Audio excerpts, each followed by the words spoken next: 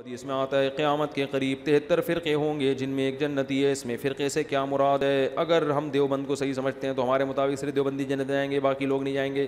اس کا جواب میں کئی دفعہ دے چکا ہوں کہ حدیث میں جو آتا ہے نا 73 فرقوں میں سے ایک جنت 72 جہنمی, تو اس حدیث میں فرقے کا نام نہیں بتایا. اگر نام بتایا گیا ہوتا تو سارے وہ نام رکھ لیتے. جیسے جماعت المسلمین نے اپنا نام رکھ لیا نا کہ اللہ نے ہمارا نام مسلم رکھا ہے تو ہمارا نام کیا مسلم, تو اللہ نے تھوڑی رکھا, تم نے تو, تمہارے اپنے امیر نے تمہارا نام مسلم رکھا ہے, ٹھیک ہے نا. تو سارے وہ والا نام رکھ لیتے. تو حدیث میں علامت بیان کی گئی ہے تاکہ کسی بھی نام سے ہو علامت سے اندازہ ہوگا کہ یہ جنتی ہے یا جہنم. وہ علامت کیا ہے؟ آپ صلی اللہ علیہ وسلم نے فرمایا, صحابہ نے پوچھا جنتی کون سا ہے, تو آپ اگر فرما دیتے کہ وہ دیوبندی جنتی ہیں تو سب اپنا نام کیا رکھ لیتے؟ دیوبندی. آپ صلی اللہ علیہ وسلم فرماتے کہ اہل حدیث جو فرقہ ہوگا وہ جنت, تو ہم بھی مسجد کے باہر بڑے بڑے وہ لگا دیتے, ہم کیا ہیں یہاں سے اہل حدیث. آپ صلی اللہ علیہ وسلم فرما دیتے کہ جی وہ بریلوی جنت میں ہوں گے, تو میری پگڑی کا رنگ فوراً سے پہلے چینج ہو جاتا.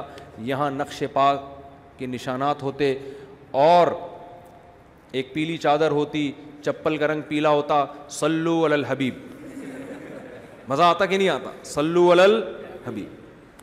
تو اگر آپ صلی اللہ علیہ وسلم فرما دیتے وہ شیعہ ہوتے تو یہاں 5 انگلیوں کے نشانات آپ دیکھ رہے ہوتے, ٹھیک ہے نا. کنڈے پہ آپ لوگوں کو میں بلاتا, میں ہر رجب کو کنڈے کا کنڈا نکال دیتا ہوں, میں کہتا ہوں یہ ثابت ہی نہیں ہے, تو کنڈوں کا کنڈا نہ نکالتا میں, بلکہ کنڈوں پہ بلاتا, خود بھی جاتا, اور جو کچھ شیعہ حضرات کرتے ہیں وہ کر رہا ہوتا. تو آپ صلی اللہ علیہ وسلم نے کسی فرقے کا نام مینشن نہیں کیا, بلکہ آپ نے علامت بیان کی. فرمایا ما انا علیہ. کیا زبردست حدیث ہے یار, مزہ آتا ہے, یہ معجزہ ہے. ما انا علیہ و اصحابی. آپ یہ فرماتے جو قرآن پہ چلے گا, تو آج ہر باطل فرقہ دلیل کہاں سے دیتا ہے؟ قرآن سے. غامدی صاحب کے جتنے دلائل ہیں آیتیں پڑھیں گے وہ, جہاں حدیث آئیں گی تو وہ فوراً چینج. تو آپ صلی اللہ علیہ وسلم, قادیانی بھی قرآن سے نکالتے ہیں, جتنے لوگ ہیں نا, کیونکہ اگر قرآن ہی کو نکال دیں گے پھر تو اسلام کا فرقہ ہی نہیں رہے گا نا, کیونکہ وہ فرقے تو اسلام کے میں مسلم کہیں گے نا اپنے آپ کو, تو مسلم کہنے کے لیے بیس تو رکھنی پڑے گی نا قرآن کی. کیونکہ اگر قرآن ہی کو وہ نکال دیں گے فرقے, پھر تو لوگ کہیں گے ان کا تو اسلام سے کوئی تعلق, پھر تو فرقہ تھوڑی, وہ تو غیر مسلم ہو گیا نا سیدھا سیدھا. یعنی وہ تو جو غیر مسلم جو اپنے آپ کو سیدھا کہتے ہیں ہم غیر مسلم ہیں, ہندو تھوڑی قرآن سے دلیل دے گا. تو اس لیے آپ نے یہ نہیں فرمایا قرآن سے دلائل دیں, فرمایا نہیں ما انا علیہ, جس راستے پر میں ہوں, و اصحابی, اور میرے صحابہ. کیا مطلب؟ قرآن کی وہ تشریح جو حدیث کے اگینسٹ جا رہی ہے اس کو قبول نہیں کرنا. وہ فرقہ جنتی ہے جو قرآن کی وہ تشریح کرے جو جس پر محمد صلی اللہ علیہ وسلم کا اپنا عمل تھا. پرویزی فرقہ کیا کہتا ہے؟ نماز سے مراد جو قرآن میں آتا ہے نا, نماز سے مراد ہے گیدرنگ, حج سے مراد ہے اینول گیدرنگ, سال میں 1 دفعہ کی گیدرنگ, اور نماز سے مراد ہے دن میں 5 دفعہ آپ کی میٹنگ ہو فلاح و بہبود کے لیے. تو نماز کی یہ تشریح پیغمبر سے ثابت ہے؟ جب قرآن میں آیا نماز قائم کرو تو پیغمبر نے 5 ٹائم نماز پڑھی کہ نہیں پڑھی ہے؟ کیا ہو گیا؟ حج کیا کہ نہیں کیا؟ جیسے کیا ویسے کرنا پڑے گا آپ کو.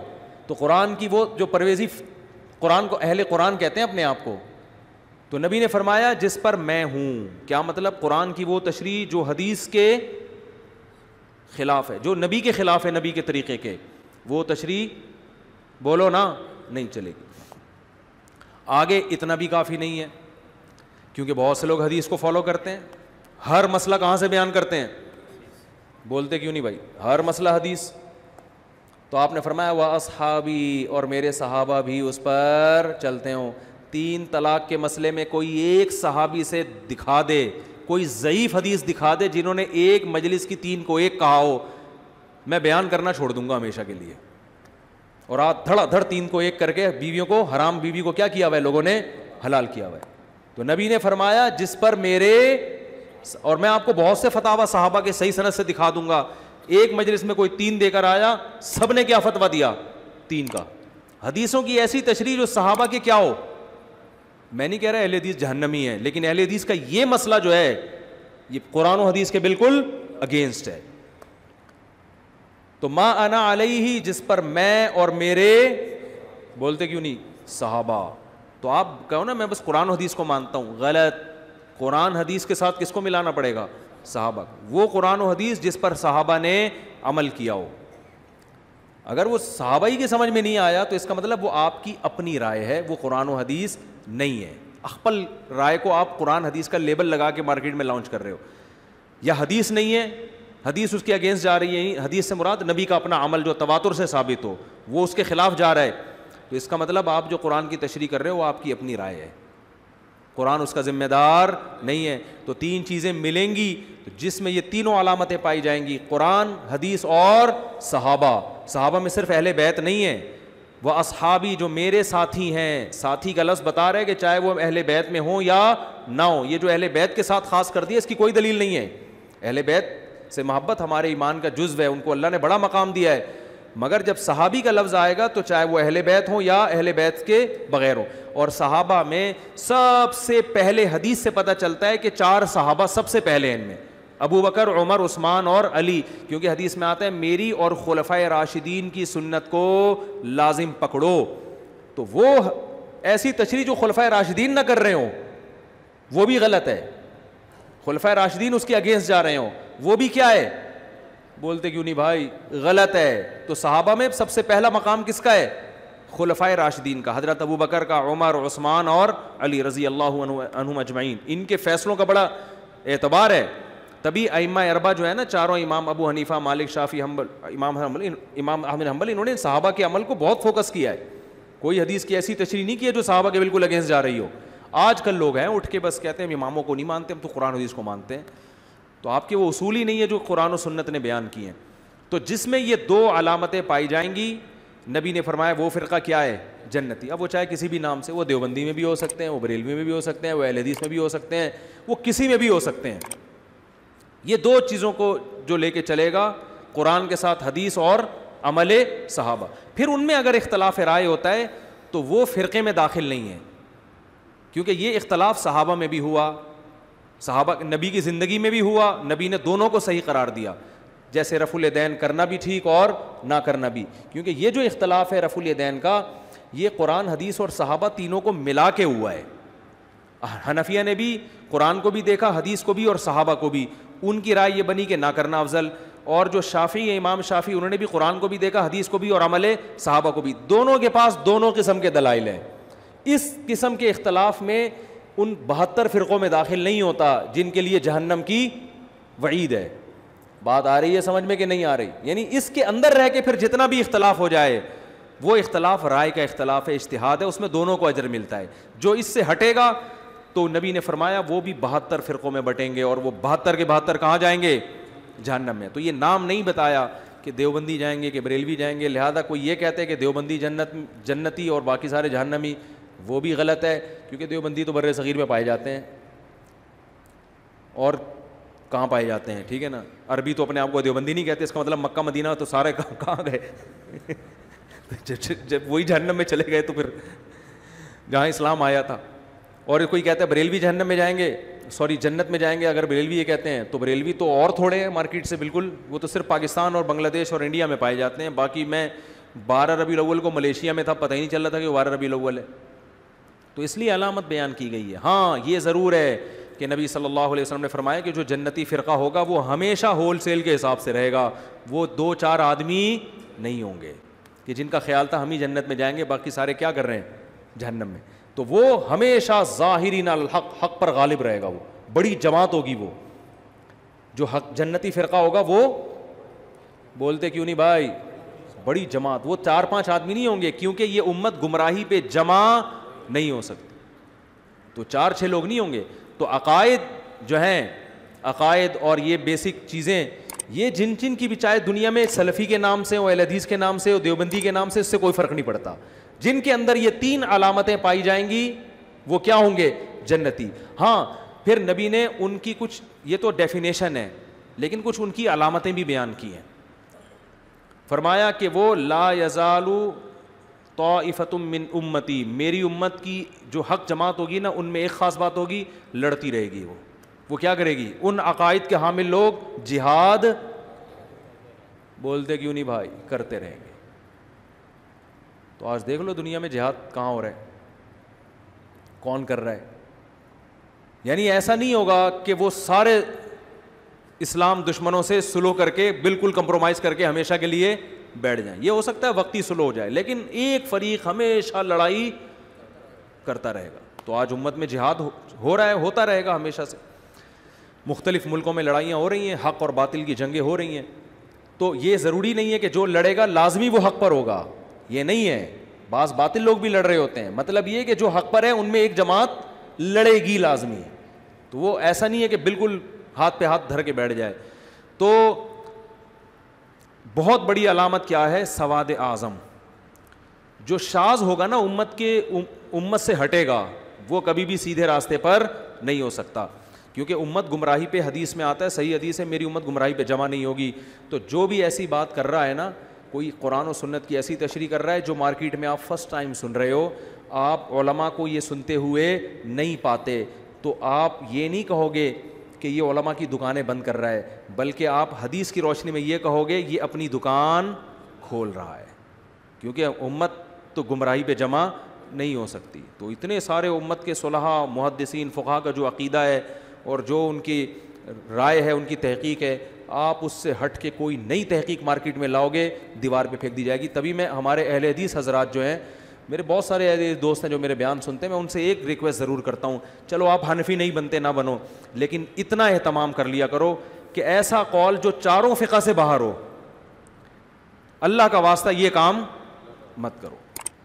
قرآن و سنت کی ایسی تشریح کرنا جو نہ امام حنیفہ کی سمجھ میں آئی, نہ امام شافعی کی, نہ امام مالک کی, نہ امام احمد کی, ایسی کم از کم اس کا تو خیال کر لو, کیونکہ امت صدیوں تک ان چاروں میں سے کسی ایک کو فالو کرتی آئی ہے. تو اتنی بڑی امت اگر غلط ہو گئی تو یہ تو غیر مسلم, ایک تو حدیث کے بھی خلاف ہے کہ حدیث میں آتے میری امت گمراہی پہ جمع نہیں ہو سکتی, اور دوسری بات یہ ہے کہ غیر مسلم بھی ہنسے گا کہ جب تمہارے جو حکومتیں جن فقہ پہ چلی ہیں صدیوں تک, 1000 سال سے زیادہ یہ چاروں فقہ رائج رہے ہیں, اور اس میں حکومت ہوئی ہے, باقاعدہ خلافتیں چلی ہیں, تو جب تمہارے چاروں غلط ہو سکتے ہیں تو اس کا مطلب تمہارا تو اسلامی یتیم ہے. یہ تو سمجھ میں 1400 سال آیا ہی نہیں کسی کو, اب کون سمجھا رہا ہے بیٹھ کے. تو چند مسائل ایسے ہیں ہمارے اہل حدیث بھائیوں کے انتہائی احترام کے ساتھ کہ وہ چاروں فقہ کے خلاف ہیں, جن میں 3 طلاق کو ایک کہنا, یہ چاروں کے خلاف ہے. عورتوں کا مردوں کی طرح نماز پڑھنا, یہ چاروں فقہ کے, بولو بھائی, خلاف ہے. چاروں میں ہے کہ عورت سمٹ کے نماز پڑھے گی, کیونکہ یہ تواتر عملی سے چلا آ رہا ہے یہ مسئلہ. چاروں میں ہے کہ تراویح کم سے کم کتنی ہوتی ہے, بولو 20 رکعتیں ہیں. چاروں میں ہے کہ طلاق اگر معلق کر کے دی جائے تو بھی ہو جاتی ہے, جیسے آپ نے کہا اگر بیوی کو گھر میں داخل ہوئی تو تجھے طلاق ہے.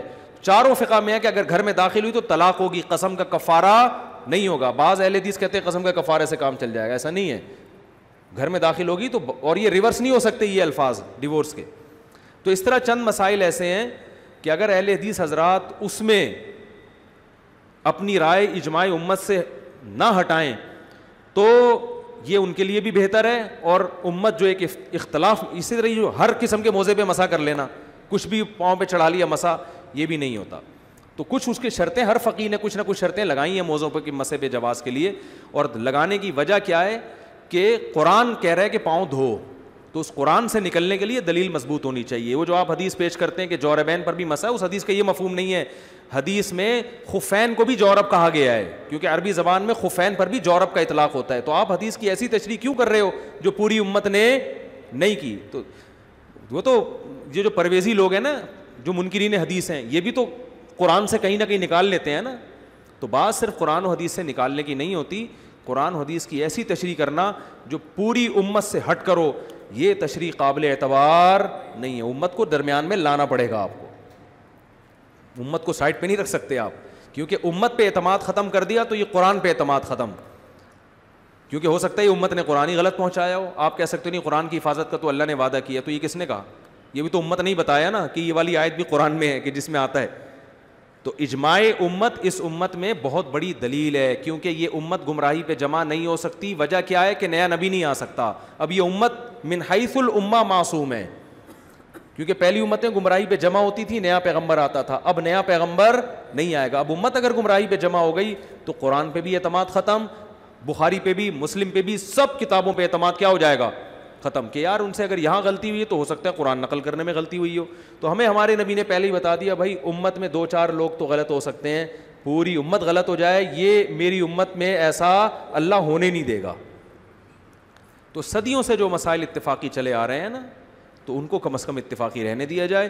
اور ہمارے کسی اہل حدیث بھائی کو ان مسائل میں اگر وہ سمجھتے ہیں کہ نہیں قرآن و حدیث کی دلیل مضبوط ہے, عورت کو چاہیے مردوں کی طرح نماز پڑھے, 3 طلاقیں 1 ہوتی ہیں, تراویح 20 کے بجائے 8 رکعتیں ہوتی ہیں, یہ اجماعی مسائل میں وہ جہاں بھی کوئی بڑے عالم ہوں تو میں بیٹھنے کے لیے تیار ہوں. لائیو کیمرہ چلا دیں, میں ان سے اس میں قرآن و سنت کی روشنی میں ڈسکشن کروں گا. کتنی بڑی بات کر دی میں نے. آپ کہتے ہیں نہیں ہم تو قرآن حدیث کو مانیں گے, اماموں کو نہیں مانیں گے, تو چلو قرآن حدیث ہی پہ بات ہوگی. میں بیٹھوں گا آپ کے سامنے, لائیو کیمرہ چلے گا اور ہم لائیو چلائیں گے, لوگ دیکھیں گے کہ دلائل کی دنیا میں چاروں اماموں کا مذہب مضبوط ہے یا آپ کی رائے. 8 رکعت تراویح میں ثابت کروں گا کہ یہ صحابہ کا مسلک بولو بھائی نہیں ہے. 3 طلاقوں میں ثابت کروں گا کہ قرآن و سنت سے 3 ثابت ہوتی ہیں. خواتین اور مردوں کی نمازوں میں جو سمٹنے کا مسئلہ ہے وہ بھی میں ثابت کروں گا. بات آ رہی ہے سمجھ میں؟ تو ہم بیٹھ جاتے ہیں کہیں بھی, لیکن اس میں ہوتا یہ ہے کہ ہر چھوٹا موٹا آدمی اٹھ کے نا اپنے آپ کو مشہور کرنے کے لیے آ جاتا ہے کہ میں لائیو کیمرے میں آپ سے مناظرے کے لیے تیار ہوں.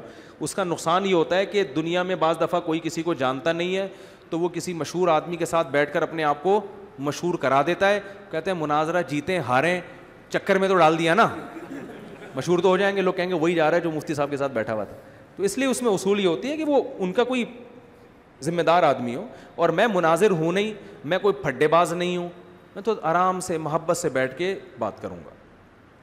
تو آپ دیکھیں گے کہ دلائل کی دنیا میں جو چاروں فقہا کا مذہب ہے وہ کیا ہے, وہ مضبوط ہے. تو عورتوں مردوں کی نماز میں جو آپ کہتے ہیں نا کہ حدیث نہیں ہے, حدیث اور بہت سارے مسائل میں نہیں ہے, لیکن آپ اجماع امت کی وجہ سے ان کو مانتے ہو. تو یہاں بھی آپ کو اجماع امت کی وجہ سے ماننا پڑے گا کہ عورت کو سمٹ کے نماز کا حکم ہے اور مردوں کی طرح نماز پڑھے. آپ کو اجماع امت کی وجہ سے ماننا پڑے گا. باقی پھر ہمارے اہل حدیث بھائی ایک بات کرتے ہیں کہ یہ دکھاؤ حدیث میں کہ عورت سینے پہ ہاتھ باندھے گی, عورت رکوع یوں کرے گی, عورت دونوں پائیں دائیں طرف نکالے گی. ہر جزیے کا ذکر نہیں ہے. جب سمٹ کے نماز پڑھنا ثابت ہو گیا تو سمٹنے کی تفصیل ہر فقیہ نے اپنے حساب سے بیان کی ہے. اس میں ہر جزیے پر الگ سے دلیل کی ضرورت نہیں ہوتی. کسی نے کہا سمٹنا اس کو کہتے ہیں کہ پاؤں یوں نکالے, کسی نے کہا سمٹنا اس کو کہتے ہیں. تو سمٹنا ثابت اجماع سے ہوتا ہے, باقی سمٹنے کی کیفیات میں اجماع نہیں ہے. وہ ہر فقیہ ہر مجتہد نے اپنے حساب سے بیان کیا اس کو. آپ تو کہتے ہو بالکل مردوں کی طرح چوڑے ہو کر نماز پڑھے گی, یہ نہیں ہے. میں سمجھا پا رہا ہوں اپنی بات کہ نہیں سمجھا پا رہا. تو جو اجماعی مسائل ہیں اہل حدیث بھائیوں سے انتہائی احترام کے ساتھ کہ کم از کم, اور الحمدللہ کچھ اہل حدیث اس پر عمل بھی کرتے ہیں. میرے جاننے والے وہ کہتے ہیں ہم اپنے بچوں کو بتاتے ہیں کہ بھائی ہمارے کوئی مفتی اگر فتویٰ دینا اور وہ چاروں فقہ سے باہر نکل رہا ہو اس کو فالو مت کرو. میں نے خود اہل حدیث سے سنا, وہ کہتے ہیں اس لیے کہ یہ چاروں کی سمجھ میں کیوں نہیں آیا, یہ چلو ایک سے غلطی ہوتی ہے 2 سے ہوتی ہے, تو یہ چاروں کی سمجھ میں ہی نہ آئی, یہ کیسے ہو سکتا ہے. تو بہرحال 73 فرقوں میں جنتی کون ہوگا, نبی نے علامت بیان کی, نام بیان نہیں کیا. وہ علامت کیا ہے, میرے اور صحابہ کے طریقے پر. جو صحابہ کو نہیں مانتے وہ بھی اس سے نکل گئے, جو حدیث کو نہیں مانتے وہ بھی اس سے نکل گئے. کافی ہو گیا, ایک ہی سوال کا جواب بہت ہے, پھر اگلی دفعہ دیں انشاءاللہ. جا سکتے ہیں آپ لوگ. سبحانک اللہم و بحمدک نشہد ان لا الہ الا انت نستغفرک ونتوب الیک. بعد میں بات. انہوں نے مسئلہ پوچھا ہے کہ مولانا الیاس قادری صاحب نے ایک ہیلا بیان کیا ہے نمازی کے آگے سے گزرنے کا طریقہ, اور وہ یہ بیان کیا ہے ہیلا کہ ایک بندہ نمازی کے سامنے آ کے کھڑا ہو جائے, دوسرا آگے سے گزر جائے, ٹھیک ہے نا, پھر وہ سامنے آ کے کھڑا ہو جائے اور یہ یوں گھوم کے گزر جائے. تو وہ ہیلا انہوں نے بیان کیا, اس پہ لوگوں نے بہت مذاق اڑایا ہے, لیکن یہ ہیلا بالکل درست ہے. صحیح ہے نا. ہر چیز جب تک آپ کو علم نہ ہو نا, خام خواہ میں مذاق نہیں اڑانا چاہیے. یہ ہیلا بالکل درست ہے. جو لوگ مذاق اڑا رہے ہیں ان کے پاس علم نہیں ہے. شریعت میں ہیلے اور تدبیروں کی 2 قسمیں ہیں. ایک وہ ہیلے جو بنی اسرائیل کے ہیلے تھے کہ اس سے حرام کو کیا کیا جا رہا ہے, حلال, کہ ہفتے کے دن شکار منع ہے تو انہوں نے کہا جال لگا لو اتوار کو کریں گے, تو وہ شکار تو ہو گیا نا ہفتے کو, مچھلیاں تو پھنس گئی جال میں.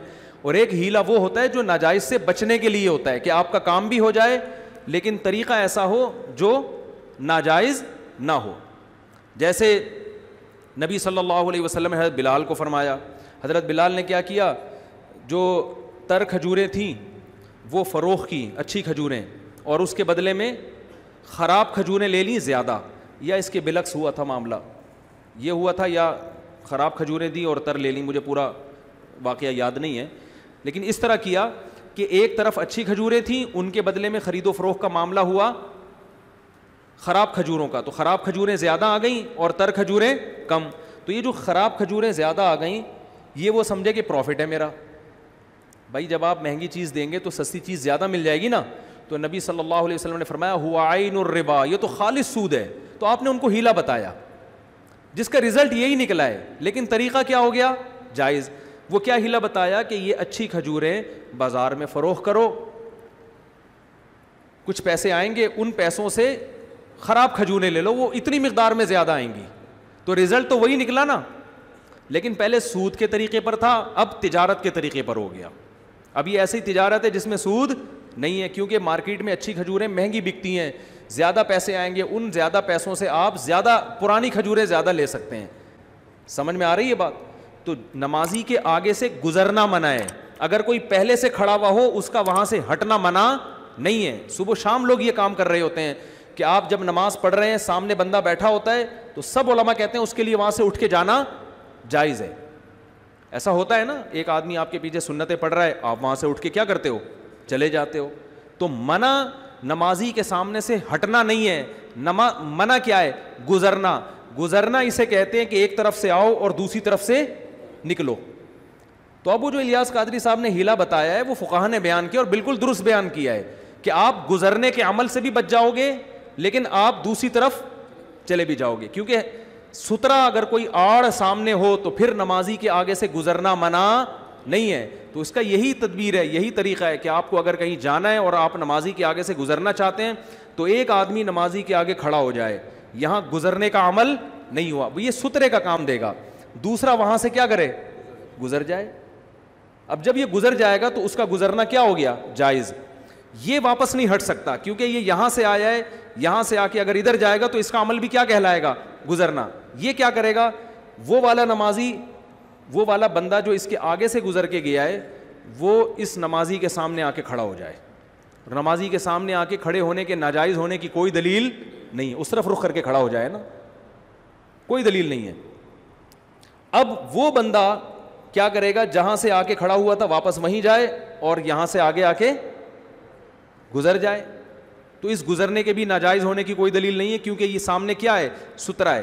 اور اب جو پرانا بندہ تھا وہ اپنی جگہ سے ہٹ جائے کیونکہ اس کے ہٹنے کے بھی ناجائز ہونے کی کوئی دلیل نہیں ہے, کیونکہ یہ گزرا جب تھا تو سترے کے آگے سے گزرا تھا اور ہٹ جب رہا ہے تو یہ عمل گزرنا نہیں ہے. تو جن لوگوں نے اس پہ مذاق اڑایا ہے نا, یہ وہ لوگ ہیں یا تو ان کو پتہ نہیں ہے, میں نے بتایا نا علم کی گہرائی نہیں ہے, تو کوئی بھی کسی کا کسی بھی ٹائم پہ مذاق اڑا سکتا ہے. الیاس قادری صاحب سے مجھے بہت سی چیزوں میں اختلاف ہے, کہ ایسا نہ ہو کہ آپ کہیں کہ میں بھی ان کو پیر مرشد مانتا ہوں, وہ ان کا اپنا ذاتی مسئلہ ہے, وہ ہمارے بریلی حضرات جو مانے وہ ان کا ہیڈک ہے, لیکن یہ جو مسئلہ بیان کیا ہے یہ بالکل ٹھیک بیان کیا ہے. تو اس میں یہی ہیلا ہے, یہی تدبیر ہے جو فقہا بیان کرتے ہیں. اور اس میں جو یہ کہے نا ناجائز ہے تو آپ اس سے پوچھا کریں یہ کون سے اسٹیپ پہ ناجائز ہے, اس میں کون سی چیز ناجائز کیا ہے اور اس کے ناجائز ہونے کی دلیل دو. کیا نمازی کے آگے دوسری طرف منہ کر کے کھڑا ہونا منع ہے؟ اگر منع ہے تو اس کے ناجائز ہونے کی دلیل دو. اور اگر دوسرے بندے کا اس سترے کے آگے سے گزرنا منع ہے تو اس کے ناجائز ہونے کی دلیل دو. اور اگر آپ یہ کہتے ہو اس کا دوبارہ آ کے کھڑا ہونا منع ہے تو اس کے ناجائز ہونے کی کیا دلیل. تو اس میں مرور کا کوئی عمل نہیں ہو رہا, گزرنے کا عمل نہیں ہو رہا, اور اگر ہو رہا ہے تو سترے کے آگے سے گزرنے کا عمل ہو رہا ہے. اس پورے پروسیس کے مجموعے کے بھی ناجائز ہونے کی کوئی دلیل نہیں ہے. اور اس کے انفرادی بالکل اس کی مثال ایسے جیسے ہمارے اہل حدیث بھائی کہتے ہیں حلالہ کیا ہے, اسلام میں حرام ہے, لعنتی عمل ہے. ہم یہ کہتے ہیں جو حدیث میں جس حلالے کو حرام قرار دیا گیا ہے یہ وہ حلالہ ہے جو پری پلان ہو, معاہدہ کر کے ہو. اگر بغیر معاہدے کے حلالہ ہو رہا ہے تو اس کے حرام ہونے کی کوئی دلیل نہیں ہے بلکہ حلال ہونے کی دلیل ہے. وہ کہتے ہیں 3 طلاقیں ایک آدمی نے دے دی, اب ایک عورت کسی مرد سے نکاح کرتی ہے, وہ طلاق لے کے ہم بستری کر کے واپس آتی ہے تو ہو تو حرام ہے. بھائی کون سے اسٹیپ پہ حرام ہے؟ یہ ایک آدمی نے بیوی کو 3 طلاقیں دے دی, حرام ہو گئی وہ. یہ عورت عدت کے بعد کسی مرد سے نکاح کر رہی ہے, یہ حرام ہے کیا؟ قرآن نے اجازت نہیں دی جہاں چاہو نکاح کرو, پہلے سے نہیں کر سکتی تو عدت کے بعد جہاں چاہے نکاح کرے. جب اس نے عدت کے بعد کہیں نکاح کر لیا اور اس مرد نے ہم بستری بھی کر لی, اس کے لیے طلاق دینا حلال ہے یا حرام ہے؟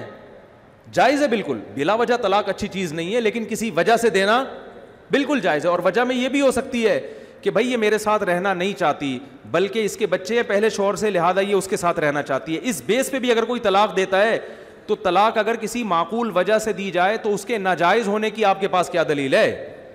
ایک صحابی کی 2 بیویاں تھیں. عبد الرحمن ابن عوف جب ہجرت کر کے گئے, اجنبی تھے, ان کو کوئی عورت نکاح کے لیے نہیں مل رہی. ان صحابی نے عرض کیا کہ ان صحابی نے فرمایا کہ میری 2 بیویاں ہیں, آپ کو نکاح کے لیے کوئی عورت نہیں مل رہی ہے, میں اپنی ایک بیوی کو طلاق دے دوں گا, آپ عدت کے بعد اس سے نکاح کر لیں. بات آ رہی ہے سمجھ میں؟ یہ انصار صحابی تھے. تو عبد الرحمن ابن عوف رضی اللہ عنہ, انہوں نے فرمایا کہ نہیں, اس کی ضرورت نہیں ہے. کچھ دنوں میں ان کو رشتہ مل گیا. تو نبی نے تو یہ نہیں کہا.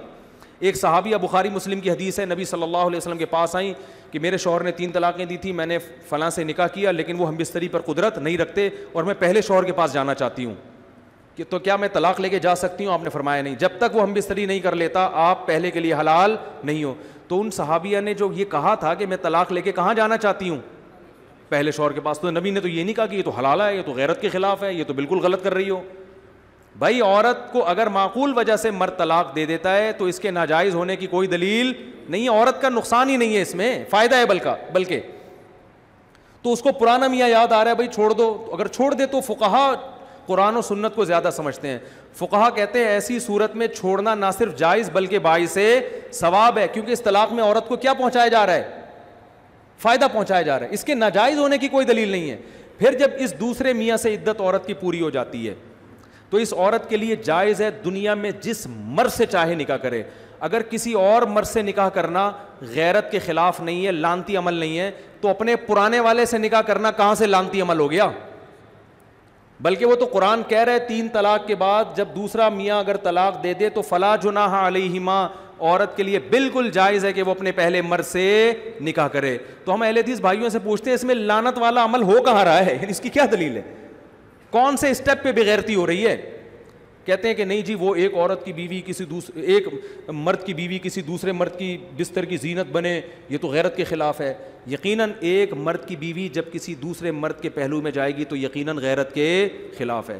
لیکن جب ایک مرد نے 3 طلاقیں دے دیں اور عدت بھی پوری ہو گئی تو اب یہ اس مرد کی بیوی ہے نہیں. اس کو یہ کہنا گھما کے اس کی بیوی کو اس کے پہلو میں جا رہی ہے, تو بھائی اس کی کم بخت کی ہے ہی نہیں یہ.